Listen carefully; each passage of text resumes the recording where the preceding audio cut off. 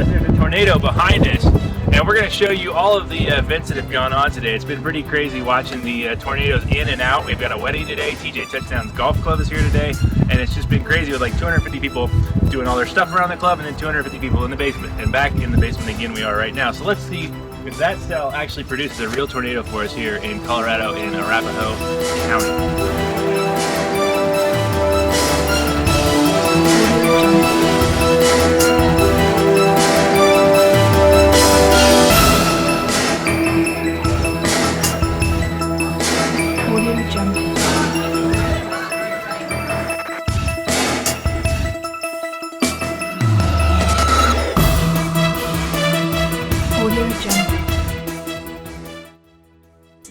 The four panel shot back up, and I'll just read the text from the National Weather Service now.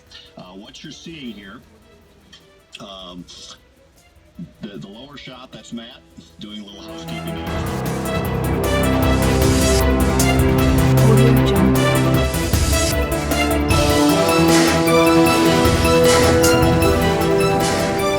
And some hail that's going to happen out there. And again, anywhere you see the deep red, you might have small hail. Oh, so 225. You see the magenta areas, that's where we know we're going to get.